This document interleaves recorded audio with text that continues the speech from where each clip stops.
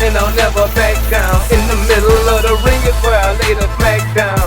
Against all odds, I will always prevail. So when you step to me, it's like hell in a cell. Greetings and salutations, this is Christopher Daniels. I'm talking to my main man Delzinski right now. Any video game show, any video game channel, any YouTube channel called Vintage Shizzle is indeed hashtag Daniels approved. Yo! Alright guys, Delzinski here. It's another We Talk Weekend. And I'm joined, as always, by my partner in crime, Smack Talks. How are you doing? I'm good, brother. Oh man, I'm good too, brother, because it's been a huge week. It's been, well, controversial? Very controversial. Very, very controversial.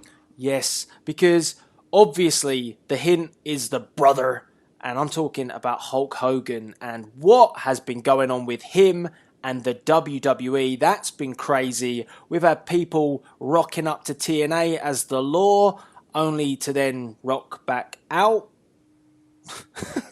It made no sense that 1 week there and he's already gone. Yeah, and then we had and I even forgot about this until we actually talked about it, we had WWE Battleground just last week, but The Undertaker came and tried to conquer the beast, but so much news, I'd almost forgot about it. Well, that's the thing, it only happened like a couple of days ago and we've already forgot about it. And it's insane to say that when you think of the whole fact that The Undertaker is back and he's ready to slay the beast, but everything that's happened over the last 24 hours has just completely overshadowed that. I know, and we've had a GFW Amped event, and I haven't even mentioned the biggest news yet. Of course, Eva Marie made her debut in NXT. Eva Marie is back, and well. I don't even know what to say. Was that your impression of Joel Gertner? If I'm sure he'd say exactly the same about Eva Marie. He would, but he's also the quintessential stud muffin, so I don't know why I had to get that in there, but we just did. So, loads to talk about, and we have to start with the biggest news, which went down Friday. Well, I woke up and looked at my Twitter, and I was just like, what? Wait a minute, what's going on? And I then found out that, obviously, WWE had decided to erase or try to erase the immortal Hulk Hogan from history. And I was just like, what? So what has he done? And as we delved more and more into the story, it appears that Hulk, the Hulkster, has made a few racial slurs. And it's a real talking point because reading Twitter yesterday, there were so many stories going around of what he's actually said, what audio it was. People were posting things about DJ Who Kid when he was on the show, and he was talking to Who Kid about things that really weren't that bad, but that obviously wasn't the audio. And now we've begun to find out that this was something, I think, around 2006. And it was around the time when he'd also had issues with making some rather naughty videotape as well. I don't think he made it. I think someone tricked him. But it's just a cluster, let's put it that way. And, you know, the details have developed. WWE didn't like it. They've released Hulk Hogan. And in doing so, they've tried to clear him off of WWE completely. And in doing so, they've made an absolute mess of it because it's just like highlighted the fact and it's got everyone talking. And like, I woke up to this news on Friday morning when I got a message and it just said, have you heard the news about Hulk Hogan? And whenever someone says that about a wrestler and you get a message like that in the morning, you think, oh God, is he dead? And then like I looked at Twitter and like seeing all this news and what was going on. And I honestly couldn't believe it. And at the time, we didn't know what was said. And there was a lot of like fake articles coming out saying he'd said stuff in regards to The Rock and that was why he'd been released. There was loads of clips from different things that he said in the past on interviews, and they didn't sound as though he was saying it in sort of a certain way. So you thought, well, surely that can't be the reason for this. And then eventually we got the full reason for it. And it just seems like it's obviously something that's really wrong, and he should never have said that. And I kind of condone anyone ever coming out with that sort of language. But the way that they've handled it, I agree with the WWE for taking him off the website and everything.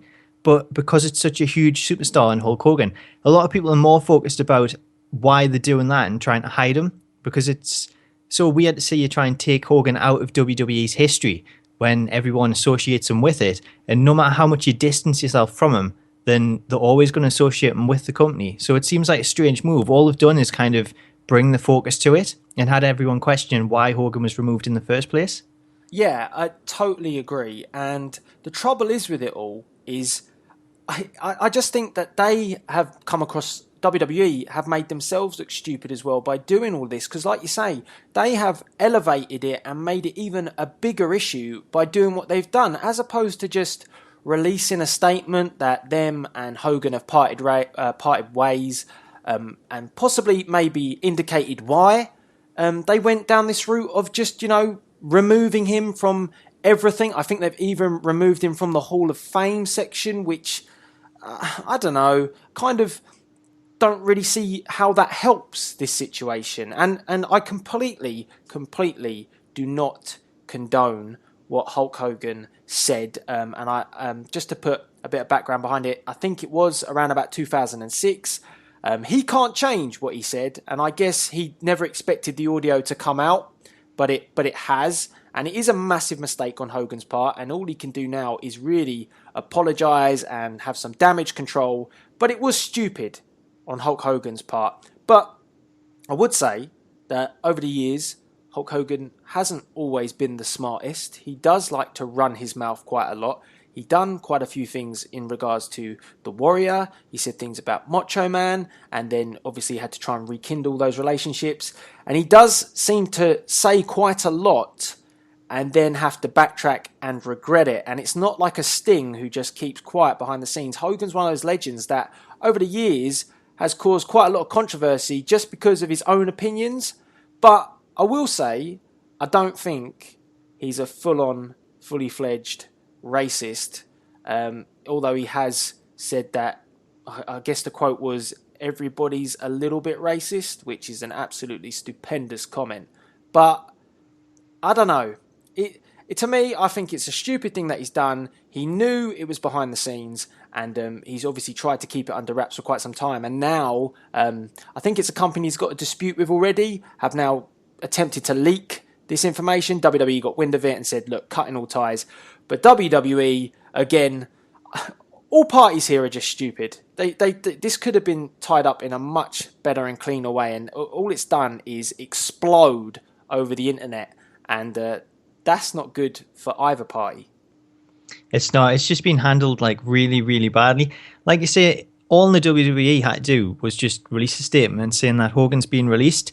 They didn't even have to go in any details, and that would have been it. People would have been talking about, oh, Hogan's been released from WWE. Yeah, it's big news, but the fact that they've sort of gone on top of that and tried to remove him from the website and everything, it's just made people talk about it even more, and it's brought a lot of focus to it, when that's something that you really shouldn't be trying to bring a focus to if your main goal as the WWE here is to play it down and try and disassociate yourself with Hogan. So they've gone the complete opposite way, and I just don't understand it. How, let's put you in the shoes of Hulk Hogan at the moment, right? Obviously, you probably wouldn't have said what he said, nor would I, but... well, I don't think many people would. Like, it's just ridiculous what he said. Exactly. But how do you try and rectify the situation? And also as well, what would your views be of WWE at the moment? Because, like, as I said, this was probably prior to him being in the WWE at the time, and obviously now he can't fix this. So what would you have said to, like, Vince and stuff if you got pulled up on this? Well, I don't know, to be honest with you. I think all he can do is what he has done, because he's come out with a statement apologising for what he said, and there isn't really anything else he can do apart from that. What he said is already out there. I'm sure the audio tape's going to get released at some point. So all you can do is just apologise for what was said, and hopefully, this being 8 years ago, he's learnt his lesson and he realises what he said is completely wrong, and he should never sort of use that kind of language. Do you think he's racist? Well, I don't know him, so I don't know what he's saying behind the scenes, but from everyone that has actually spoken to Hogan in terms of like people that's worked with him and friends with him. They've all been shocked, so it doesn't look as though like they've been aware of anything like this. I mean, people like Booker T and things have come out and says like they didn't think he was racist. So it's just a strange one, and especially with Hogan sort of saying that he is racist in the video itself. It's like, well, he said it himself, so you kind of defend him. It's just a weird situation, and I don't really know how he can come back from this now. I think it's just a case of apologise, let some time blow over. And who knows, with Hogan and WWE, they've always had a strange relationship. He's always been outspoken and said something that's got him sort of in a sort of heated situation with Vince, and then he's been taken off TV or released from the company. And it's happened before, and he's always come back. But I think this is probably a step too far. I wouldn't be surprised if we do see him back in the WWE at some point, to be honest. I just wouldn't. I just have that feeling that, you know, these things, strangely enough, they usually blow over in the circumstances that somehow they manage to come and rekindle things. But yeah, it's a massive problem for Hulk Hogan at the moment. I don't know how he gets over this, and I don't really know what he does next at the moment. Whether he just hides and stays a bit low for some period of time, or is somebody like a GFW or TNA going to try and pick him up? That would be madness to me if TNA reached out to him again, considering the damage that he did for that company. But wouldn't be surprised that Dixie Carter could go down that route. But yeah, I mean, it's just bizarre, and it's one of the things I think the biggest problem is. It just sucks for wrestling and wrestling history, because Hogan is, without a shadow of a doubt, one of the biggest legends that we've got, and now he's gone and got this, you know, tarnish and this tint on his reputation as being one of the legends. And the trouble is, no matter how much good you do for the company, 90% of the time, most people always remember the things that you did wrong. Exactly. I think that's what's going to come down now is like a lot of people are going to pick up on this, and this will be like the Hogan talking point, like as aside from everything else. It's just going to get the most focus on it because it's something that the media can concentrate on and really sort of go to town on him. Because as soon as like someone does something really bad, that's what gets picked up on, and they forget everything that's gone before that. But at the end of the day, he's brought it on himself, and you kind of condone it. Yeah, well, that's it. You can't. There's nothing you can say to defend what he said. I was going to say to you as well, though, WWE over the years has always had issues, and I have been reading like YouTube comments and Twitter comments, and there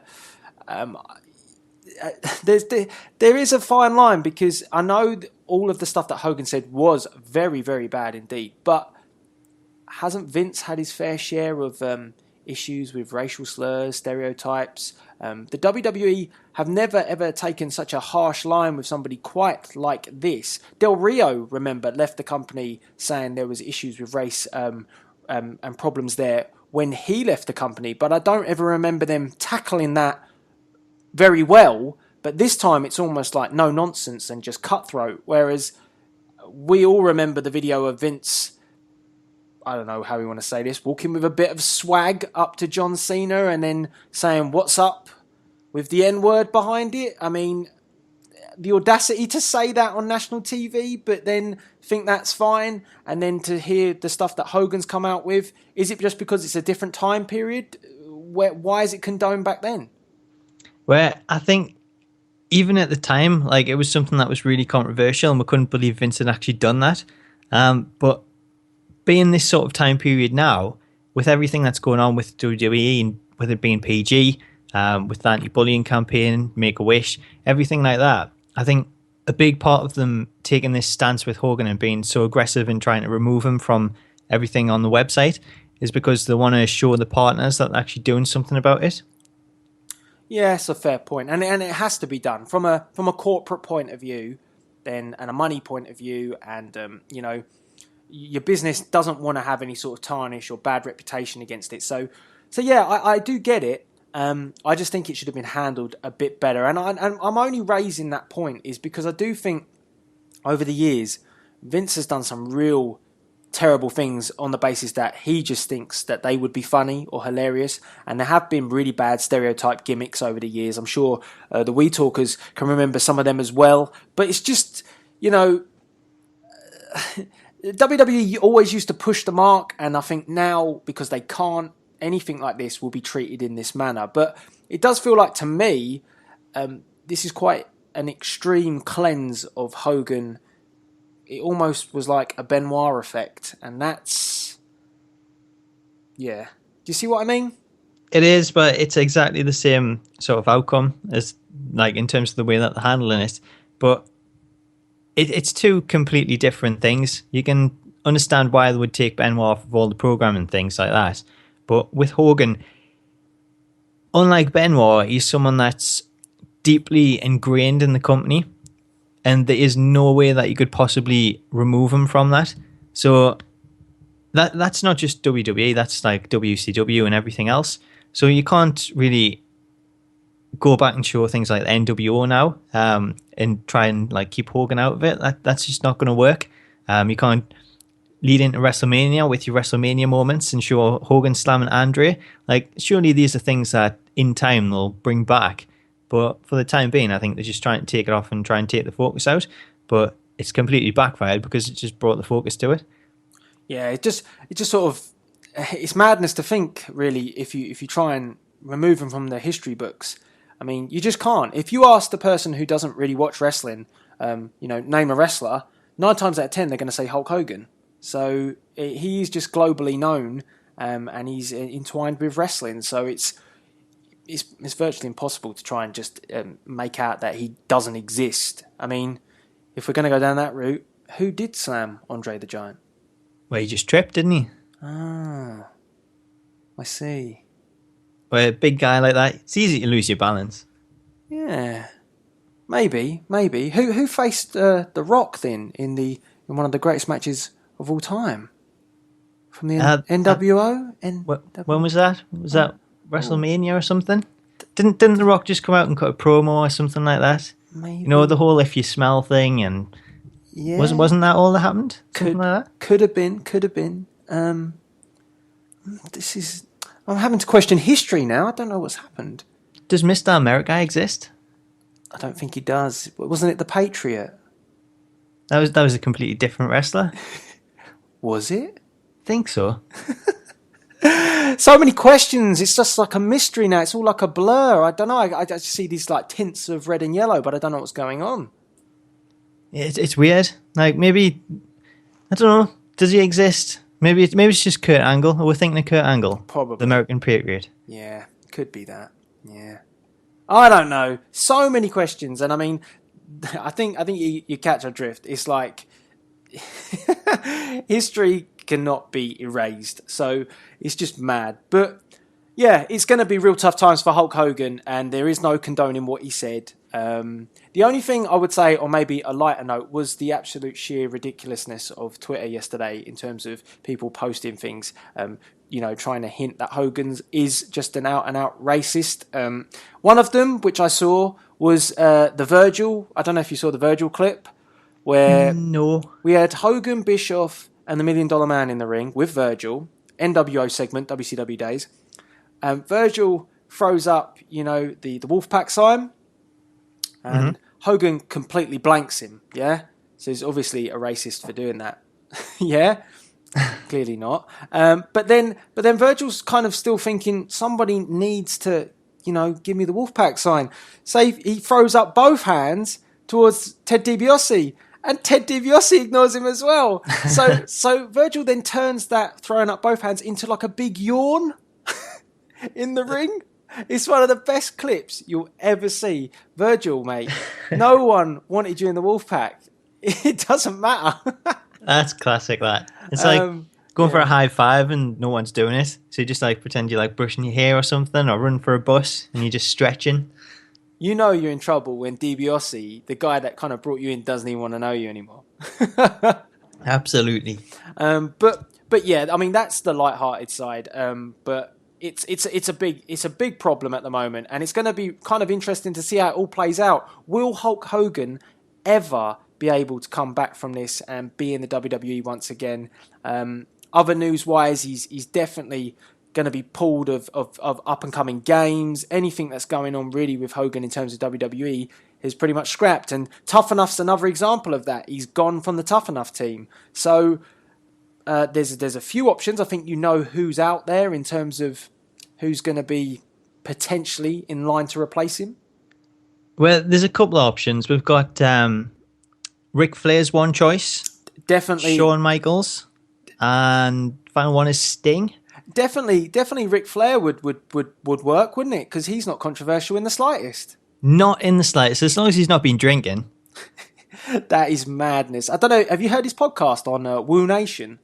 I didn't realise he was doing a podcast. He has, and it's pretty hard to understand. Either he can't hear his person that he's got on the show. I listened to him and Dave Meltzer. Dave Meltzer told a story, and at the end of it, Ric Flair just went, "What?" He didn't even listen to the bloody story. Or Flair just seems like he's drunk half the time. Well, I'm sure Jim Ross would have something to say about that. But it's just a case of wrestlers doing podcasts when it's not something that you would expect them to do. Like, they don't seem to know what they're doing. They're just doing it because everyone else seems to be doing it. I think Ric Flair is like the perfect example of that. It's like, if you're going to be doing it, then, you know, be someone that knows what you're doing, like be invested in it. You don't just let someone on your show talk about it and think, oh, I can just let them get away with talking, and then end up with, what did you say? I missed that. That's what he's like. That's what he's completely like. And the other thing as well that's really funny about it is that you can, you know, with like adverts with Jericho, he's kind of like really enthusiastic about the adverts. Like, he's got his MeUndies and he talks about that, and he's quite like amped about it. Austin's the same. You know, they do their fantasy drafts and stuff like that, and they've got to sell it. Flair just comes across like he's reading it, and it just doesn't really work. It's quite funny. Don't get me wrong. It's quite funny. But I'll have to check it out now. But I don't know. It's not the most. He threw a woo in there. He does throw plenty of woos at the beginning. His intro is freaking amazing. His intro is awesome. I'm gonna have to check it now. But yeah, check it out. Woo Nation, I think it is. It's a podcast. You can download it. He's had Dave Meltzer on there. Yeah, he's had a few. He kind of goes down the WCW route, but 90% are WCW guys telling stories about Ric Flair, so he can just kind of, if he remembers them, he may tell. He won't remember them. Well, that's it. He's got a sidekick with him. I'm not sure who the other chap is, but he kind of has to say, like, remind Rick of things. So it's I all just good. get like the image of like him being like in a hospital with like someone there to look after him. He's nuts. He is nuts. It's too. But I don't think he's the guy to go to for Tough Enough. Nah, I wouldn't go with Flair. I wouldn't go with Sting, because I said this to you before. Like, I think it kind of breaks his character. I'd prefer him to like stay on TV. Mm-hmm. It'd be like having the Undertaker on Tough Enough, where you would want him to be the dead man in the ring, and then seeing him like not the dead man, just Mark Calloway in the actual show itself. Yeah, I think agree. that kind of takes away from it. So I would prefer to see Michaels in there. He's someone that's not on TV anyway. So it'd be good to get Michaels back on TV. And he's someone that knows the business inside and out. So him, along with Brian Page, I think that'd be a much better team. And I'd much prefer to see that.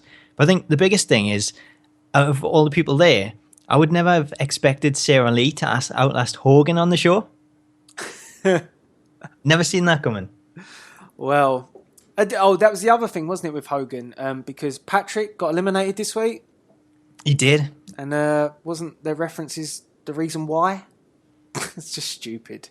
Another thing just to like jump on the back of Hogan's issues was Patrick got eliminated this week because Hogan doesn't like, it's just stupid. But absolutely. Well, I kind of agree with like Patrick going. I thought like to begin with, he was one of sort of my favourites to win it. And I thought he was like a decent guy.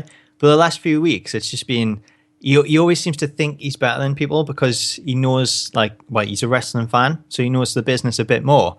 But he always puts that in everyone's faces, and he like tries to put across that he's the best person there and talk down the rest of them. So like over the last couple of weeks, that's just gone on more and more and started a lot of fights.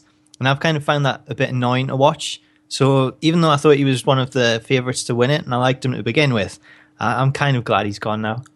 Because I don't watch Tough Enough week in, week out. I obviously am not as hardcore as you when it comes to these shows. Tough Enough, Total Divas, all that sort of shizzle. But It's all about reality. but I did see him get eliminated, and I don't know. Obviously, I haven't seen his week in, week out, but I did feel a bit sorry for the guy. And maybe this is just a reflection of the show, but I mean, he was just trying to cut.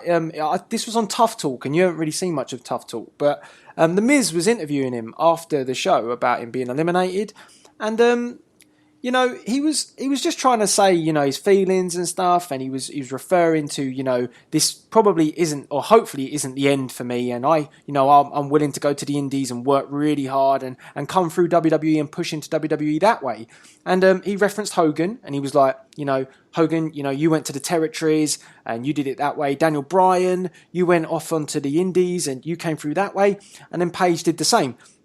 And in that slight moment, and obviously it's in the heat of the moment, he's just been eliminated, so he's probably, you know, feeling it a bit, and he's just trying to say something, you know, to put himself over a little bit and say it's not the end. And he said about Paige, he just went, you know, Paige, you did the same. And Paige decides to kind of cut him off at the pass and then clue him up that, no, I went through the indies as well, just so you're aware of that. And I really don't like Paige's gimmick in Tough Enough. No. And The Miz was like proper giving it back to her for like making these like sarky comments towards Patrick. And I was just like, yeah, someone needs to really stand up against like the ridiculousness of her gimmick. What is she, the Simon Cowell of Tough Enough? She is, that's what she's going for. She's certainly no Cheryl Cole. So she just sort of picks at everyone, like any little thing. And I don't think it really like suits her. It's not what you expected with Paige. And I don't know, it's just kind of annoying to watch it at times. I can say I like trying to bring out the best in people, like when she was speaking to Sarah Lee, but at the same time, I think, do we really need that? Is it just, they've said to her, look, you've got to like be the judge that's like really hard hitting and really harsh, but I don't think that's like the actual Paige. I think it's just all an act for the show. Yeah, it just doesn't. It just doesn't really work, and it probably comes back to this panel thing. It's just not overly keen on it. Hogan, I listen to Hogan a bit. Hogan just seems to just talk about anything. He didn't really add an awful lot. Let's be honest. He's just there because he's a legend. And Daniel Bryan's quite constructive, but he's too nice. And in terms of being quite critical, I don't really feel, again, they're probably the best. Probably be better to maybe do a bit of a switch up here and maybe put Jericho on the panel, move Miz to actually hosting the show, and then, you know, I don't know, maybe keep Bryan. And Paige is okay, but I don't like the way she does things at the moment in Tough Enough. So I don't know, the whole thing just doesn't seem to work for me. I don't understand what they're trying to get here. Are they trying to get a world champion? I said this a few weeks ago, I think, or are they just trying to get some sort of gimmicky show which they can have every year, and these superstars amount to not very much? Well, I think it's probably the latter in that case. I don't think we're going to see a world champion come out of this. But we should. But we should. Well, that should be the aim, but it's really hard to build someone like from this when a lot of them don't have a wrestling background. When you've got NXT and you've got the likes of Seth Rollins coming through, Neville, Kevin Owens, all these people that have been spending years and years wrestling, just performing that craft and fine-tuning it. And that's not going to be something that these Tough Enough people actually come through and learn in the space of like 6 months to a year. Why aren't they going for people with a wrestling background? Well, when they brought back the show, that's exactly what I thought would be the case.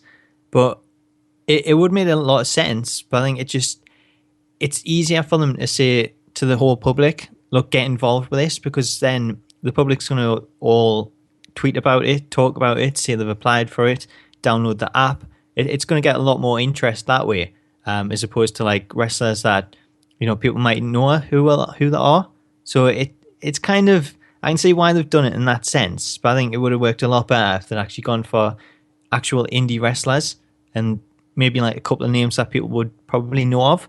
So I think that would have been a much better way to go. But the way that they're going now, I don't see like an actual WWE superstar coming out of this. Maybe like someone that has, you know, like comedy gimmick, like a Santino. Maybe that's the way like ZZ's going. But I don't think we'll see like a legitimate superstar coming out of it. Do you want one of them? I don't. Well, I like them. Like I like ZZ, but I wouldn't want to see him wrestling a match. And like the thing that kind of throws all this into question is, I don't know if this is just a rumor or not, but when you were talking about Patrick and saying that he was like a lot more down to earth on Tough Talk, maybe that is just that he's been dropped down a few pegs because he's been eliminated. So he is a little bit more humble now. And if he was like that on the show, I'd have liked him a lot better. But the thing that throws everything into question is the rumor going around is that he turned down an NXT deal because they apparently offered him a developmental deal, like after being eliminated. And I don't know if that's true or not, but if it is, then what's the point in the show in offering someone a contract if you're going to offer a contract to someone that gets eliminated anyway? Which is something we've seen in the past with like other people that's been eliminated and they've gone on to have a better career than the winners. Why did he turn it down? Wait, I think, like you said, he wants to go to the Indies and prove his craft, but it kind of fits in with what he's been saying. So yeah, it's I interesting. don't know, strange. Maybe a bit of pride there as well. Didn't think he deserved to be eliminated as well. But then I see on Twitter that people like Mick Foley were saying that they can't watch this show anymore because it's not about wrestling. Well, it's the voting system that's flawed. It's you see these people and you see them getting pulled apart and you kind of feel for them, so you vote for them, and you've only got like so like short period to put your vote in. Then it's kind of hard to like decide. It'll be more interesting when we get down to like the final few and there is like a lot harder options. So you're choosing between someone that you like and someone that you actually want to see. So the more people that get kicked out and the few that are left, I think that's going to be more interesting to watch the voting for. But at the minute, it's just more of a popularity contest. I will say, I could probably cut a better promo than half of those people that are on that show. You probably could. Like a lot of them have been pretty bad, but I think it's just a case of they need to get out the shell, and I think in time we'll see that. But they've only got 5 weeks left, so they need to really step it up. Well, I just thought, I watched a couple of clips on the YouTube channel, and I did see, is it Sarah Lee, one with the nose ring? Yeah, so she was face to face with Jericho. Jericho was trying to get her amped. He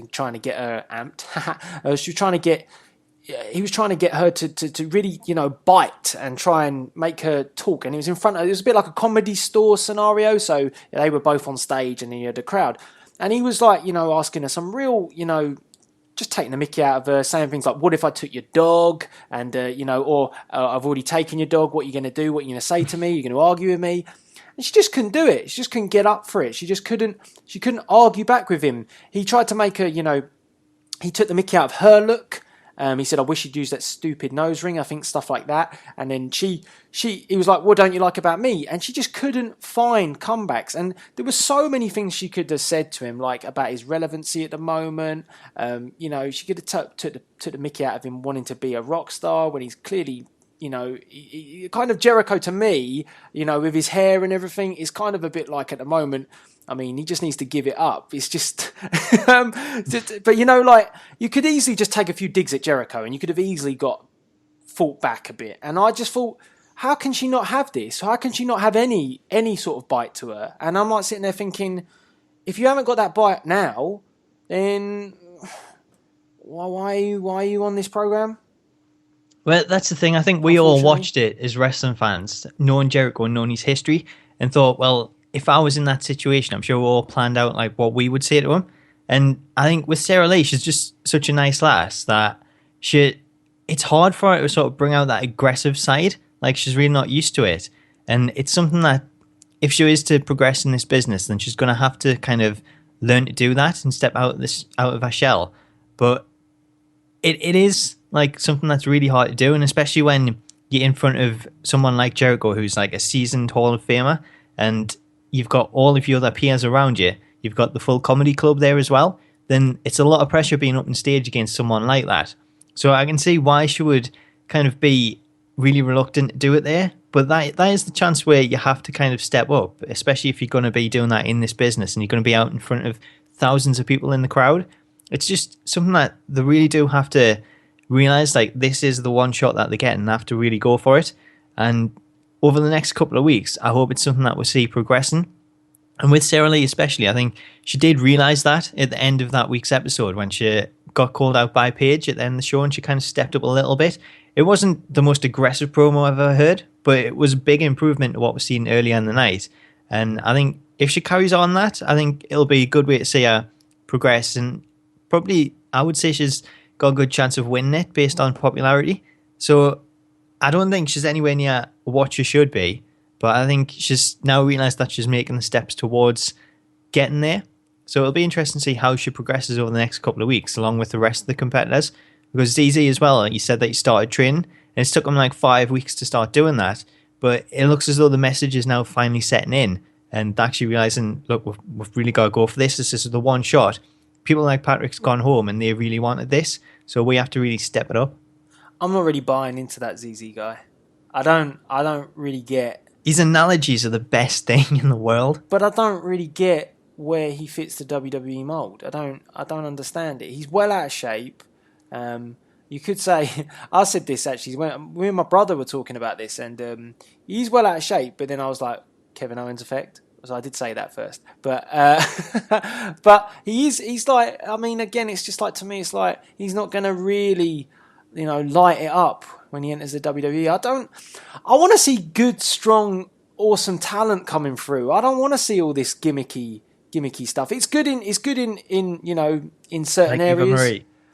But she's not just a jokey gimmick, is she? She's just not very good at wrestling. Let's be honest. She's not come in there as like trying to just be a jokey gimmick, and that's what all he will ever be. He won't be anything more than that. Why? But look at Santino.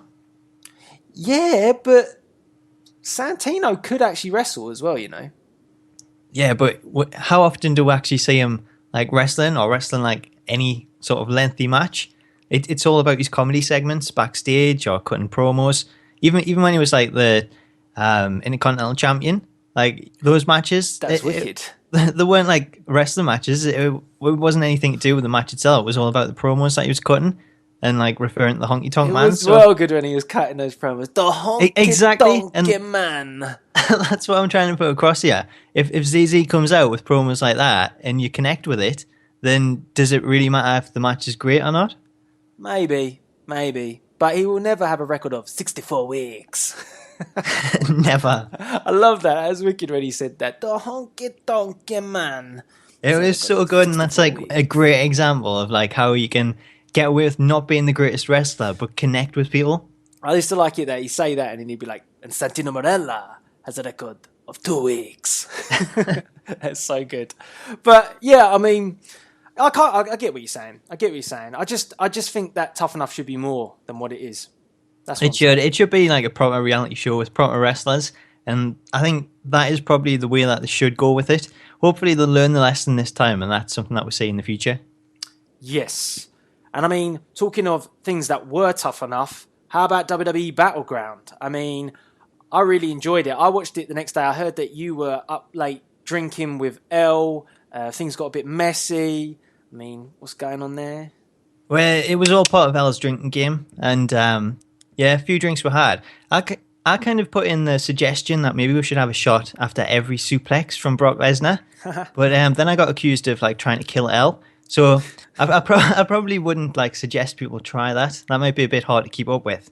But it was an eventful night. It was a good show.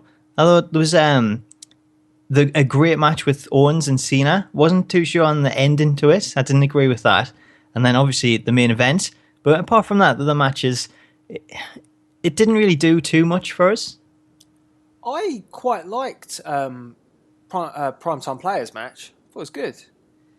It was one of the better matches, but I think a lot of them, like, it was more of a throwaway match. There wasn't really too much on the line with it. Like Orton and Sheamus, for example, like there wasn't really anything riding on it, so it was harder to get into them kind of matches. Doesn't just off topic, doesn't Sheamus's entrance make you a bit like excited? Don't you just think like, how awesome is that entrance? I love that entrance, man. I like the entrance. Does it make you excited? It freaking does, man. I'm like all over that. I'm just like, fella, I'm loving that. It's well good. Well, come on, man. If all you can talk about is entrance, then that's something about the feud itself. No, not knocking the Sheamus in-ring performance. I don't get when people say he's boring. I don't find him boring in the slightest. I think he's wicked. I think it's just the way he's been booked. And like Orton is someone I find quite boring at times. So like Orton and Sheamus, it's just been a feud that I haven't really been interested in. And they've brawled back and forth the last couple of weeks in matches. So it's like, Well, I didn't really need to see this on pay-per-view. What was the point in it? Sheamus Cesaro would be money. Anyone in Cesaro at the moment would be money. But, I mean, it's great though, isn't it? It's really great because, I mean, we just talk about Cesaro just for a little bit there, and I'm just like thinking, well, yeah, man. I've been like... Even more excited now. This flag. Yeah, I've been like, saying this forever. About time he finally got his push. So just think, if Cesaro come out with Sheamus's entrance, how excited would you be? I'd be triple excited, man. I don't know what I'd do. That would be tremendous, wouldn't it? It would be amazing. I don't know, though. I don't know if Cesaro can shout fella as loud as Sheamus, to be honest. Oh, that was something I picked up on in the match. What's Sheamus done to his nose? He's got a nose ring, hasn't he? Oh, what? Or a stud? I can't remember what it is. It's a nose ring. I don't know how people can have that, to be honest. That must be like... How can you breathe? Wait, what do you mean? How can you breathe? You've got extra holes there now. Freaking horrible. Why would you want one of them? Anyway, it fits in with his gimmick though, with the beard and everything. Yeah, I was saying this as well. I was talking to my brother when we was watching this, and I was like saying, well, I mean, surely he's got like the most irritating of gimmicks of all time. He's got the blinking nose ring. He's got those little tassely bits on his beard. They must drive him insane. And then he's got that mohawk to boot. I mean, I like Sheamus. He's awesome, but I couldn't have that gimmick. I don't know what would go on with my beard if I had those dangly bits everywhere. No thanks. It'd be a pain, wouldn't it? Maybe he's just like a fan of that though. Maybe that's his style, or maybe he's like channeling Draws and Prince Albert. Oh, whenever you say Draws, I just think of that when Vince. Did you ever see that clip with Vince trying to make him throw up? Make him puke. Get a puke. Oh, shut up, Vince. I think that's what I'd say if he asked me to do that gimmick. Shut up, Vince. It's a great insight into Vince's mind, though, isn't it? You just go on YouTube and watch some Vince compilations. They're just hilarious, but all for the wrong reasons 90% of the time. But WWE Battleground. I'm like you. I thought Kevin Owens, Cena, great match. Really didn't like the finish. Thought it made Owens. I'm gonna say I thought it made Owens look weak. You can't make Owens tap out after all of this. And I did tweet this when I watched it. The John Cena effect happened again. So he did this to Rusev. He's done it to Bray Wyatt. He wins all of these feuds. Where does it leave the guys when he finishes up with them? This, for me, and it's probably because they didn't want to get rid of the US Open Challenge, but this, for me, was completely wrong. Owens should have won this, and it could have gone on to better things. They could have used Owens having the gimmick of the US Open Challenge, but just being a bit of an arse with it. I feel the loss, although Owens is now moving in with Cesaro, which is good, and I think Rusev's ducking in and out. And don't get me wrong, on Monday Night Raw, the catapult RKO against Rusev was amazing. It was amazing to watch that. But just... I don't understand why Cena has to always go over. Well, I do, but I don't like that he has to go over. And that freaking STF. Did I not say that? Last week that he, this is a veteran here, and he still can't apply that move properly. And we're talking about Eva Marie, and we will talk about her a little bit. He can't even do that move properly. It didn't look great. I think that was one of the issues, and because you pointed it out when we talked before that. Then when you locked it in, we're like, oh, that doesn't look great. And a lot of people are talking about it. And it was seeing him tap to that, especially after someone's pointed out it doesn't even look that effective, then that kind of ruined the ending for it. But it kind of worked the fact that he'd been put in the STF earlier in the match and he'd got out of it or made it the ropes. So that kind of helped make the finish a bit more credible. But having Owens tap out, I think, was the wrong decision. If he'd been pinned, then I could have got away with that. But I think actually tapping out kind of, I wouldn't say buried him, but it kind of knocked him down a little bit. And I think it would have made more sense to have him give him the US title, because then you've got Cesaro, who he cost the title, who could come out and say, well, that really should be my title, you cost us it. It sets up the program with them. But for some reason, they've decided that they'll keep the title with Cena, but we're still going to get Owens and Cesaro, which is something we've seen setting up on SmackDown. So that's going to be a really good feud to watch. I'm really looking forward to seeing how that one progresses. But with Cena having the title, I don't understand why he's got the title. Surely if you give that to Owens, then it looks like Cena's been moved up with Seth I know. based on what he said on Raw. So why does he need the title in that situation? It's worked for that promo when he said the real champ is here and that it's been all about the US title and that's what people have been looking forward to. But I don't think he needs the title in that situation. Like, surely it's all going to be about the main championship at this point. But the trouble is just back on that move. Is it's not even a difficult move to do? Do you not think all he has to do is pull his arm back? He just has to pull it back. It's crossface, isn't it? Basically, it is. But What's I don't hard know to why. do? I don't know why he doesn't apply it properly. It's just how can no one tell him that even the behind the commentators, scenes? like when Owens tapped out, he said like, "Oh, look at the like pressure. Like you can see the pressure that he's applying," but it didn't. It made it worse, the fact that they were commenting on it. And I completely agree with you. When I watched Raw the next night, I was thinking, no way, are we putting Cena up into the top section again against Rollins? It's what we're building towards SummerSlam, Seth versus Cena, just because we're going to have to fill that. Now Lesnar's going with Taker. I was like, no way. Why would you want to do that? The belt isn't even relevant at this point. That's wrong. I think it's just all about putting on like the biggest matches they can. With it being SummerSlam, it's like the second biggest show of the year. That's not a big match. That's not a match I want to see. I don't want to see It is Cena a big versus match. Rollins. You can't say it's not a big match. It's like John Cena's a huge name. Seth's the champion. Like surely that is like a huge match for the show. And then when you've got the main event, Lesnar and the Undertaker, which is actually the main event, so that's gonna like end the show. Then there's two huge matches for it. We've got Owens and Cesaro likely as well. Maybe Stardust against Stephen Amell. I'd rather have seen Owens. Obviously Owens and Cesaro for the United States Championship. I'd rather see Reigns versus Rollins. I don't want to see Cena in that bit again. But are you not happy with the way they're going with the Wyatt family? And I am happy with that. Yes, the mini Shield. Did you hear the crow? Did you hear that? That's my impression of a crow. It sounds like a dying seagull, to be honest with you, but it's not going to get any better. But did you hear the crow in the Bray Wyatt promo? I didn't. Man, come on.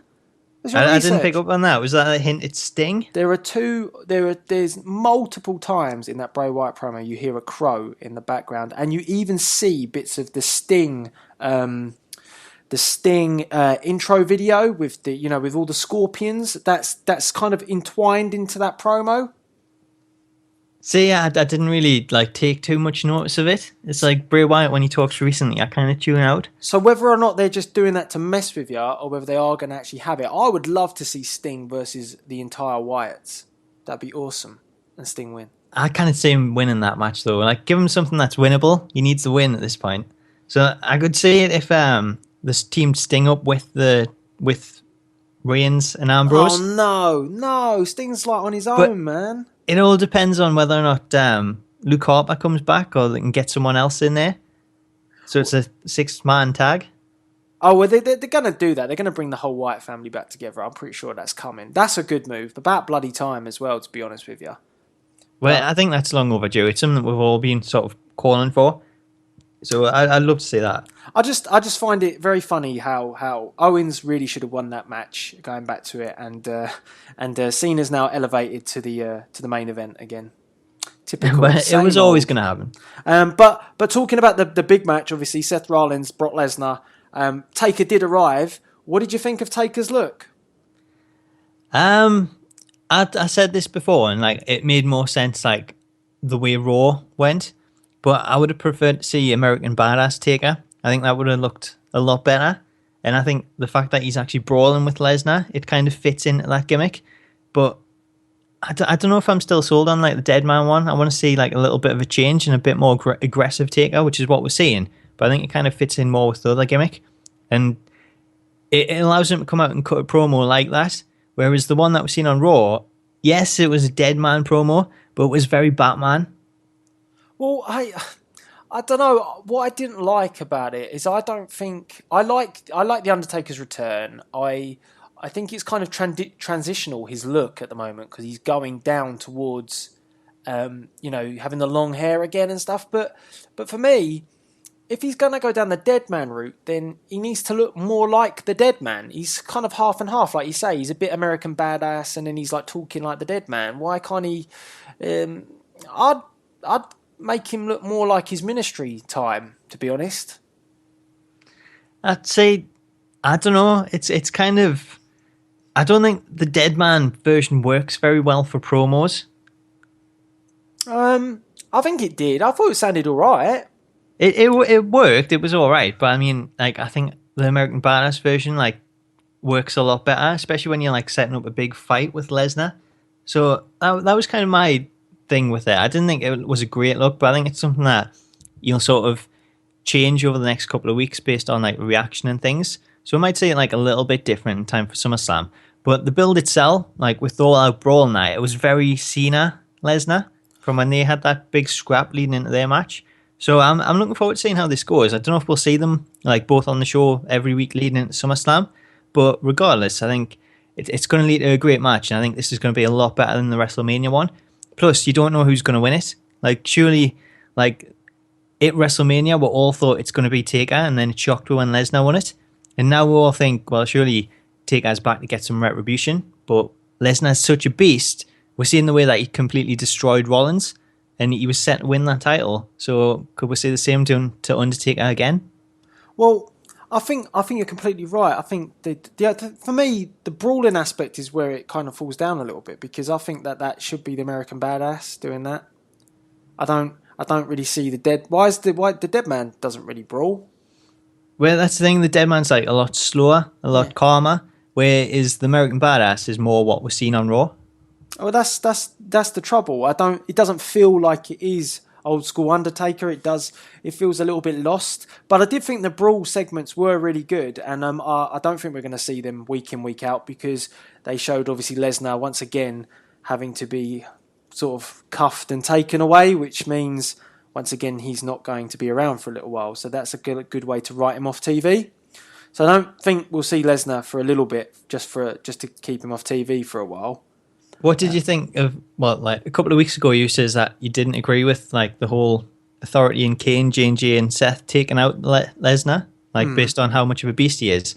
What do you make of the Undertaker, like taking out Lesnar at Battleground? Were you okay with that? Yeah, but they could explain why he's now back to full strength a bit better, don't you think? Like, why is he so powerful again now? When he beat Bray Wyatt, he was still completely fucked. So what are we saying here? That what's he been doing? This is why, and it might not work in this day and age. This is why when he returned, he should have been like one of the older versions. So he should have had his gloves or something like that, because it would have been like he'd been reborn, sort of thing.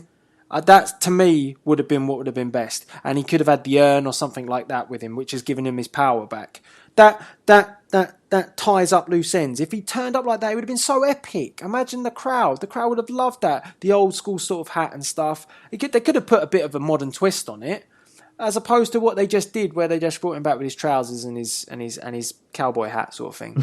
I just expected more from seeing the Undertaker return. And if he came back like that, then you could see why he could dominate a Lesnar. Whereas at the moment I'm thinking, well, that's the weak Undertaker that we saw at WrestleMania, who barely scraped by. And now you're telling me that he's just all of a sudden magically repowered and he can just go and destroy Lesnar, which he did kind of do at the pay-per-view. He did. Like it looked as though he kind of destroyed him with ease. And I'll put that down to the shock factor, because Lesnar looked quite shocked when Undertaker appeared. So I would probably put that down to that. I think Raw was a lot more even. I think Lesnar probably got the upper hand in that. That was awesome, though. That was when he came running down that ramp. Yeah, he totally. He freaking took him down. It was like, I actually want Lesnar to win again. Sorry. I don't know. I probably do as well. I would like to see Taker get some revenge, but I don't know. I can't say it. I don't think it makes much sense to have Lesnar go under the Undertaker when he's like such a beast. And when we've seen him like destroy Rollins and set up to win the title, it's like, surely Taker can't be on that level. Like it wouldn't make any sense. I think Lesnar just still is such an amazing draw. Anytime he hits the ring, it's just like, There's so much hype behind it. I love every single segment that Lesnar's in. When Heyman's talking for him, I love it. It's just like Lesnar's just like, I don't need to speak because Heyman's going to do my work for me. I'm just going to do my work in the ring. It's just great. And it was, he kept shouting, I'm going to kill you. I was like, on Raw, it's just like, yes, you're going to take him down. It was really, really good stuff. And the only thing I say is Taker did struggle getting him up for tombstones. That was something I was going to point out. Like at Battleground, that looked really awkward. Like both of them when he hit it. Man. I think it hurts him picking him up because imagine the pressure on your back. Well, he picked him up all right. It was then transitioning, shuffling him in it into the position. He had to tell Lesnar, didn't he? I think he had to tell him to shift. Because I think he so. do it Like himself. there was the moment where he was there and he was sort of holding him, and it looked a bit awkward. And then I think you probably said something, and Lesnar sort of moved his hand into position. For his age, I mean, you got to totally respect that he's still doing it. But I don't know, man. I don't know if I could put my body through that. His body must be. He looks tired now, regardless of what shape he's in. He looks tired. That is like the really sad thing watching it, because you want the best Undertaker, but you're like, I don't think he can be that Undertaker that I want to see anymore. But that's why I wanted to see him go more darker to the old school, because I think then you could get that Undertaker, because he could be slow and methodical, but he's not being allowed to do that with this version. And I don't think it helps him in the slightest that he's got that transition with his hair and stuff. He just doesn't look like an Undertaker. He doesn't. That is the harsh thing about it. It's like age is catching up with him, and we don't want it to, but there's nothing we can do about it. He could be booked a bit better so that in terms of how he wrestles and things are a lot easier on him, and he can just go for the brawl style where he doesn't have to worry about it too much. But it's not what we've all come to expect from the Undertaker, and I think we're still holding on to that. Yeah, and I mean he's wearing fighting gloves and stuff. It's all it's not the dead man. It's not the dead man. Well, he's done that for years now anyway. I'm still saying it should go old school, proper old school. Purple tie and everything. Purple or grey, I don't mind which one. Whatever. Would you prefer him to come back with the now reformed Wyatt family by his side? Well, to be honest, how amazing would that have been if he had acquired the Wyatt family to take down Lesnar? Because that would have made a lot more sense, them taking out Lesnar to begin with and weakening him. Well, I mean, that's what I mean. That's what I mean. And you could have gone, as I said, down that ministry route with The Undertaker. You could have made him look a hell of a lot better than what you've done. But, you can't book WWE. They like to book it their way. So, there you go. I thought Let's see what Saturday night's main event throws up instead. You can, because we're hoping to impress. We've got a big one tonight. I'll mention that at the end of the show. So yeah, I thought WWE Battleground was very good. I liked it as an event. I didn't think there was any issues with it too much. I wasn't happy with Cena, to be honest with you. But apart from that, I thought I was entertained. It was an okay event. I don't think it was one of the greatest, but I think the Cena Owens match and then the main event with Taker, I think that was what made the show. The only kind of thing that annoyed it for me was the leaked pictures of Taker and things beforehand. Then I sort of expected him to show up, and that did take away from it. But regardless, it's always cool when you see the Undertaker rock up. Exactly. Oh, the light when you hear the dong and the lights go out. Yeah, it's great. It's great. Great to see the Undertaker's dong. For you, maybe for you and Elle with you two drinking, yes, possibly. But I think I'll pass on that one. Thank you very much. Yes. So you kind of throw me there by talking about the Undertaker's dong. Thank you. But it's iconic, isn't it? Is it? Are you gonna bury yourself anymore? Are you digging yourself an Undertaker-esque grave here? I think I've already done enough. Yeah, I'm buried alive. Right. Gotcha. Okay. So, I mean, let's just quickly touch on a few other subjects before we do indeed wrap up this week's We Talk. So Eva Marie, she came to NXT to conquer. Did she conquer? Well, she conquered Cassie. Who's Cassie? Don't know. She seemed to be able to. Well, she seemed to try and wrestle a bit better than Eva, but I got quite a lot of tweets on this week, to be honest with you. A lot of people were asking, what did I think? And I was just like, well... Well, you're a big Eva fan. No one know what you think. Has it been an improvement? Has she gone backwards? Is it possible to go backwards? Say there's an improvement. Let's be nice about it. There was an improvement, but the issue is she doesn't have the aggression. I'm not going to question if she has the passion or not. I just don't know. I mean, why would you bother putting yourself through all that training with Brian Kendrick if you don't have the passion? That makes me wonder. But the way I can describe it, and the best way to do it, is if you look at Sasha Banks, if you look at Charlotte Flair, Becky Lynch, Bayley, anyone like that, if they get hit with a move, they really do sell it. If they apply a move, they really do sell it again. And if they do, like, for example, if they're running off the ropes, they're putting the effort in, they move quickly, they don't tippy-toe around the ring. And maybe tippy-toe's not the word for Eva, but she just doesn't have the sort of movement that I'd expect for a women's wrestler. She looks very... She just doesn't... Well, actually, it's the diva effect, because all the divas look like this. And I'd say it about Brie Bella as well. That when they run off the ropes, does it look like they're running with a meaning, with a purpose? No, it looks like they're just coming off the ropes, and they're kind of worried that they're going to get hit. And that's the way I see it. It doesn't look like that she's willing to take... She did sell some of the punches and stuff quite well, but in terms of her impact, she's got a lot to learn still. She doesn't seem to, like, boom, nail them, you know? Yeah, she always seems to hold back, and I think that's what a lot of the divas do. So they don't really go all out like the NXT women do. And that is something that they're going to have to work on. I think the divas are going to have to up their style and sort of compete more with the NXT women. And speaking there, sort of divas and women, I mentioned this to you before, but Eva's match, it was actually introduced as a divas match on NXT instead of a women's match. So I thought that was a big thing. It kind of makes you think all the women now have gone to the main roster and we're getting the divas on NXT. That's not good. It's not good. It's like, what's William Regal playing at? Is there like a switch? I mean, or is there a difference? Is it so what we got divas matches and we got women's matches? Does that make any sense? Why would we have that? Well, it seemed like a divas match, I would say that, compared to the other like women's matches that we see on NXT all the time. It didn't like fit any of sort of those styles. It was a lot more reluctant to sort of go through with like the moves, sort of the pace and things. It was a lot more slowed down. And yes, it's because Eva's like not as skilled, obviously, but she's had like so many months now to work on it. I expected something better. Like just looking as though you're actually aggressive is pretty much one of the easiest things you can do. You don't have to worry about like applying a certain move in a certain way. Just make it look as though you're applying it with some force. And that's something that you're going to say is the John Cena problem.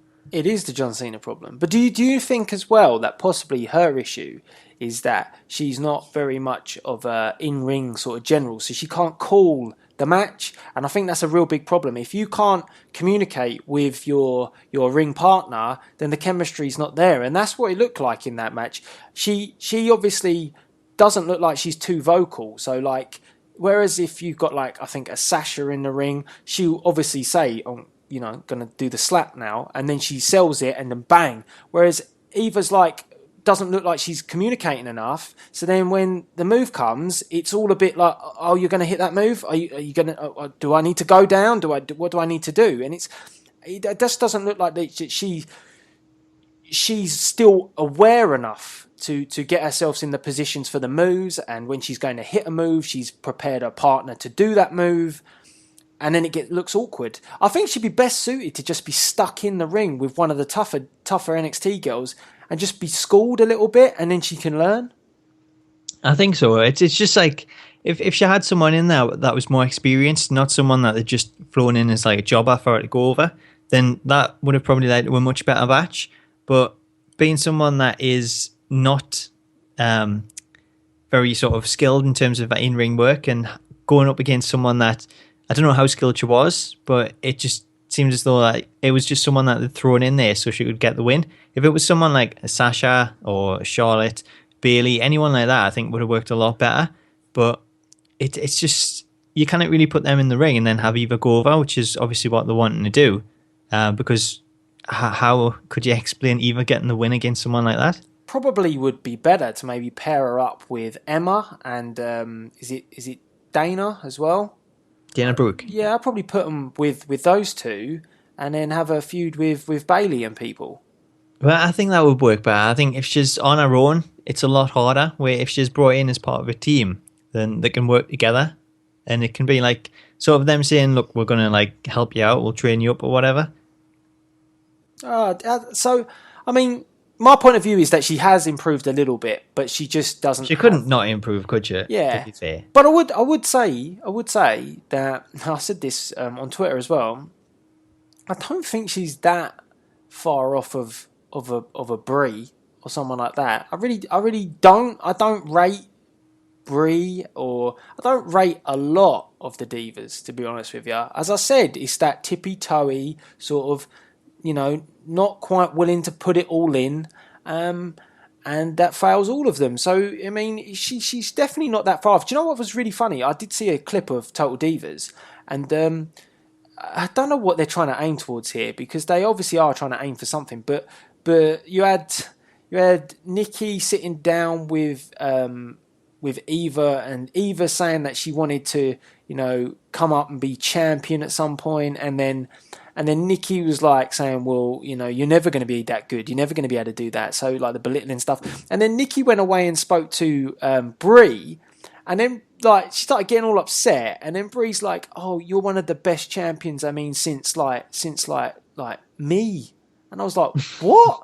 Was Brie champion at some point? I don't remember that. I don't remember. But she definitely says that in an NXT, in the Total Divas promo thing. I just don't like any of it. I'm just like thinking, this is all a load of rubbish. Just get in the ring and just do some stuff. Well, it does seem like very scripted. Like watching it the last 2 weeks, like for the first time in over a year, like the Eva stuff, it's all like they're all having a go at her because she's got like this personal trainer and they're all jealous of that. So there might be like some like reality to that. But I think a lot of it is just scripted, and I don't know. It's kind of weird to watch it. Like it's something you can just watch and leave on, and you can get through it. But I don't think there's like much actual reality in it. It's naff. Well, you said it, didn't you? It's the other thing that I didn't get is they've made a big thing about Brie and whether she'll re-sign with this contract. Mm-hmm. And at the end of this episode, what she'd kind of decided after going to like family planning with Daniel Bryan and find out that they were able to have kids, that I thought like leading into that, getting that news, then surely she's going to now say like, now's the time that I will sort of walk away and take some time with Daniel to actually like start a family. But when she got told that news, she then says, well, I think what I'm going to do is re-sign the contract, and then we're both on the road together so we can have fun trying. And it's like, well, hang on, like what if you do get pregnant? You're then going to go away, but you're under contract? First pregnant diva. Yeah.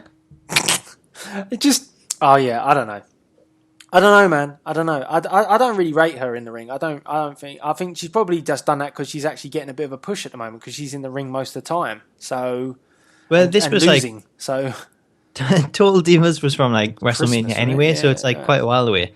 But obviously summertime because she's actually wrestling now, where she hadn't been wrestling for quite a long time, unless like you count Twin Magic. I don't know.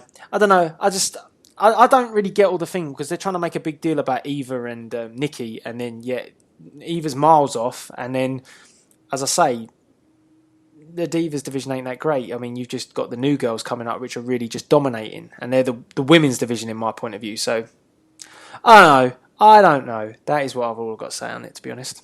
I think it's got a good future there. I think we've got enough change there now, and especially seeing 2 Divas matches on Raw this week, that was huge.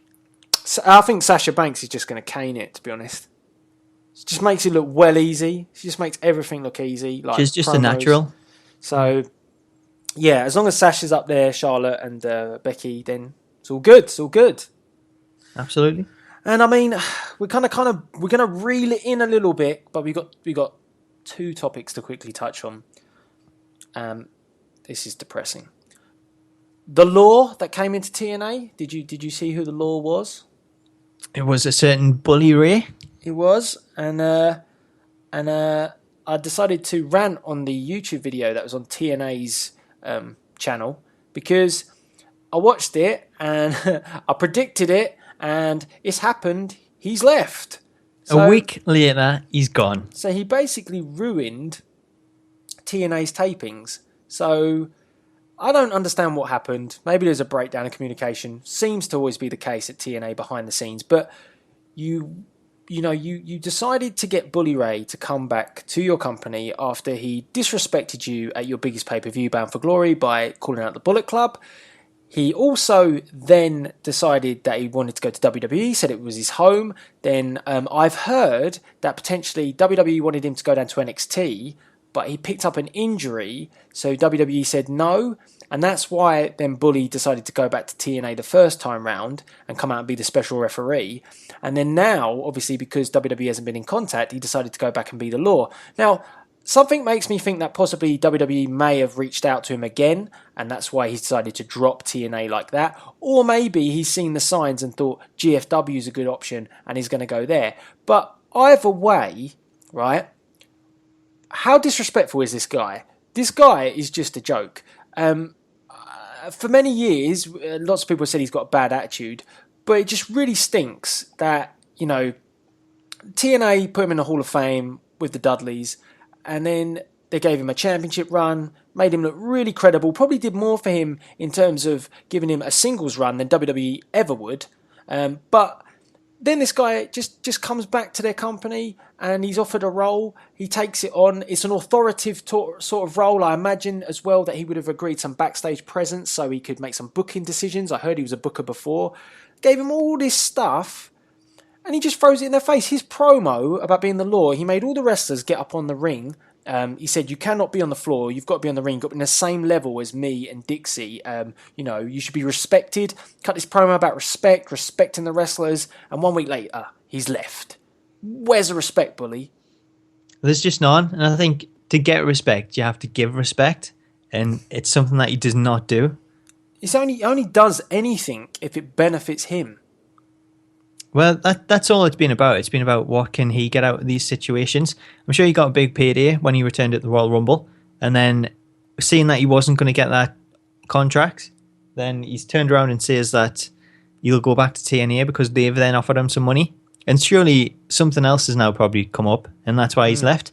If Dixie's going to put him in there in such a position, then she has to be doing it where he's actually locked in the contract and he can't just walk away the way he has. Because if you put him on screen like that, we've seen him on screen 1 week, and now it kind of completely ruins the whole thing because he's going to go away, and that angle's just got to be completely forgotten about. Well, that's it. It's just so terrible thing to do to a company. Join them, then leave. But then again, I'm questioning now, what did TNA do in terms of contract? Did they agree a contract, or did they just record without contract? Because how can he just walk away? Well, that is the strange situation. And we talked about like Hernandez last week and the contract issues there. Then maybe this is like another case of that. Maybe it's been something that's been verbally agreed, and they haven't actually worked out a contract, and then he hasn't actually gone through with it. But surely the signs were there. Surely you knew this was what was going to happen with Bully Ray. You did. Like you ranted all about it on their YouTube channel. You took to Twitter. You've like had everything to say about it. Surely that Dixie can actually see this as well. Like we've seen it coming. You just know that Bully Ray, all he wants to do is really be in WWE now. That's all he wants. He wants that one last run. That's what he wants. He wants one singles run in WWE. That's what he wants. Or he wants a tag run with the Dudleys and have another TLC or something like that. He wants that. He doesn't want anything else. So why would you be so stupid enough to re-sign a guy and then put him on a position where he's going to have a major impact on your roster? It's just dumb.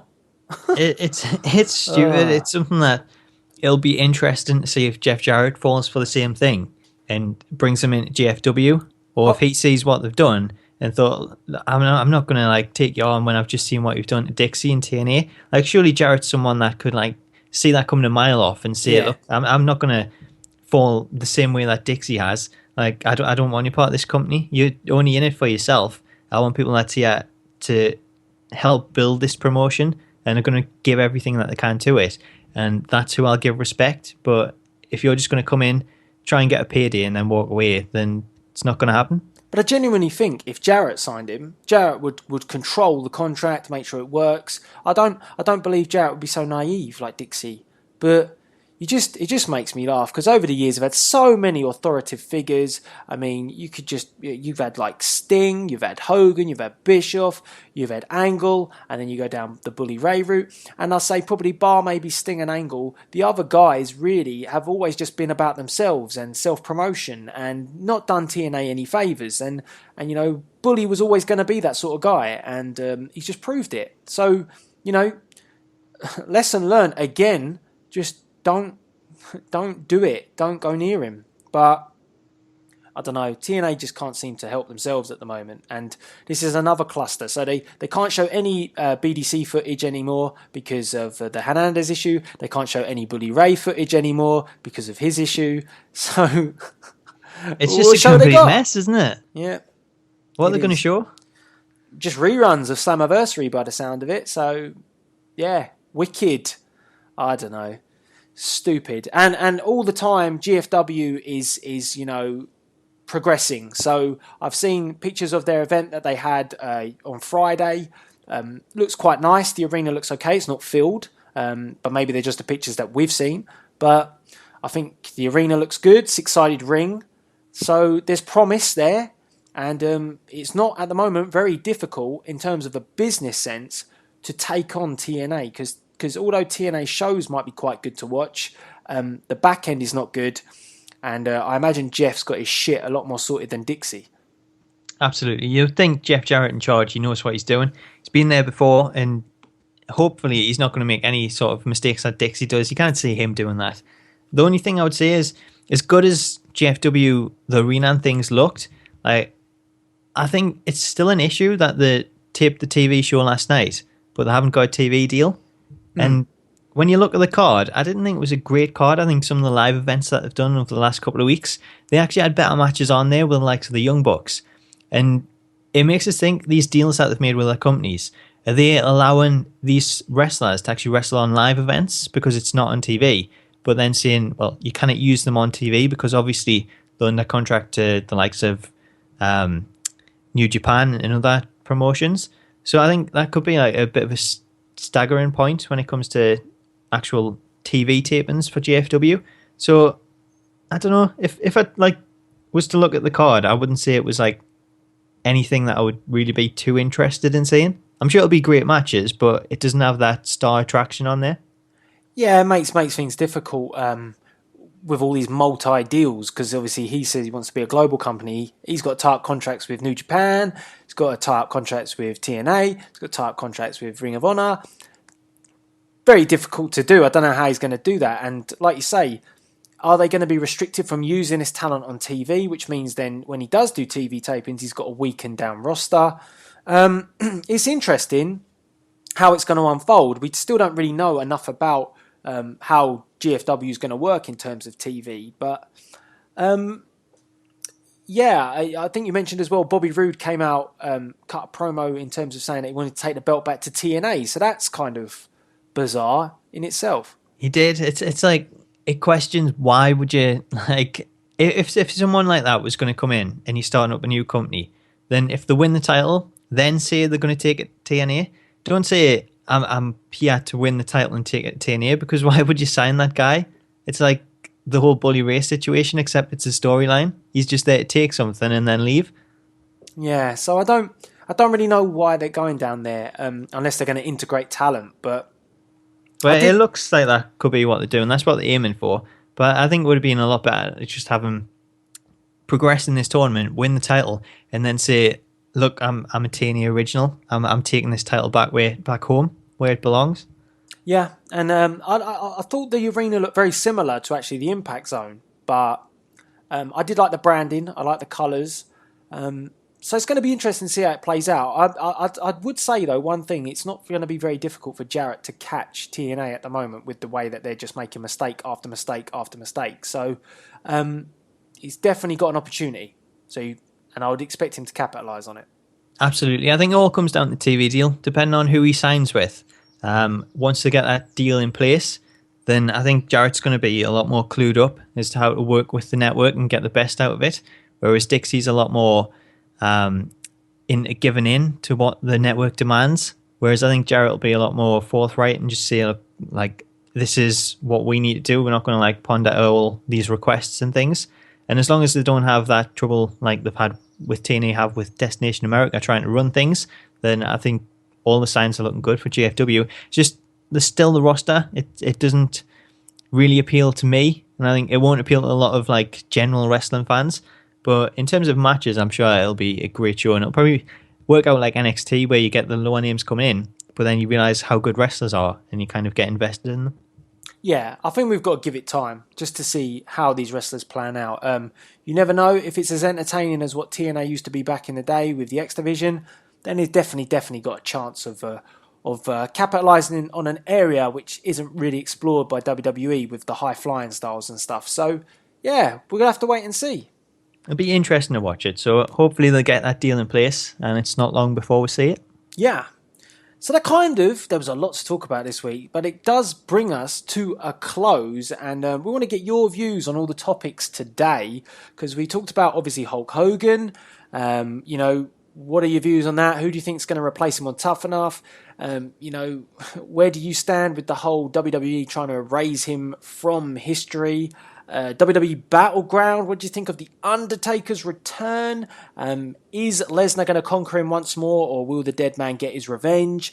Kevin Owens losing to John Cena. How can we sort out John Cena's STF? Because really, I think I just want to give him a big STFU because it's so bad. Cesaro's pretty STF'd up, isn't it? It is. It is STF'd up. It's just not good. Cesaro doing well, looking good. Eva Marie's debut, what do you think? Any better or just Headlock City? Maybe. It's an improvement. And I mean, last but not least, Bully Ray, disrespectful to TNA. That's my opinion. What do you think? And GFW, any of you guys go to the show? What did you think of it? Let us know. So, to bring us to the close, any shameless plugs that you've got? If you check out the Smack Talks channel today, we've got a new mod of Kurt Angle making his debut in 2K15, so that's for PC. Also, some news on Hogan. I'm going to slightly touch on that because he has been removed from 2K16, and it looks like the DLC for Hogan will actually be removed from the marketplace for 2K15. And then tomorrow, the Brodos finally go up against me in the Beat the Clock challenge, so your time could be in jeopardy in this one. No way. Nope. It's not going to get beaten. Feeling confident? I'm always confident. Well, I'm sure Zerky and Wenzel are confident too, so we'll see how they get on. It'll be well good, though, to watch. So, it is. We've got some split screen action, because they're kind of going up against each other as well, because this is all about who gets the time. So they're kind of competing against each other. Oh, really? Okay. Yeah. That's going to be good. That's going to be awesome to watch. The Brodos boys are hilarious, so make sure you check them out as well. And I mean, from me, what have I got? Well, I've got Money in the Bank tonight. Yes, Saturday night main event pay-per-view. That will be up this evening. Make sure you check that out. There's so much stuff going on in main event at the moment. We've got Jericho versus Ziggler in a ladder match for the Intercontinental Championship. We've got Finn Balor versus Bray Wyatt. And obviously, Eric Rowan and Luke Harper are banned from ringside. In addition to that as well, we've got the main event of Seth Rollins defending his SNME Championship. Nearly got that wrong. SNME Championship against Kevin Owens. And last but not least, we've obviously got the Money in the Bank ladder match. And there is a mystery superstar. Who will that be? Ooh, that sounds good. So any hints? No hints. Have we seen any promos hinting it? No. No, there are no hints on this one. We want it to So we're going to have to wait for the surprise? Yes. I'll check it out. I'll have to make sure I tune in for that. So that is obviously tonight. Make sure you check that out. And yeah, I'll be off to complete the editing of this once we finish the show. So yeah, all good. Good luck. I know, I need it. But yeah, make sure you do check it all out. Hard, man. Money in the Bank was hard to edit. Let's put it that way. But it's a race against time as well now. Yeah, I know. So, yeah, wicked. Let's go and do that. Let's crack on. But I guess, obviously, guys, get involved. Let us know. And until the next We Talk, do you want to catch us later? I'll catch you later. Yes, this is Delzinski and Smack Talks for another We Talk, signing out. Hi, wrestling fans and gamers. Velvet Sky here, and I just want to say I've been hearing the rumor that Delzinski.com is the best place for video gaming and wrestling content.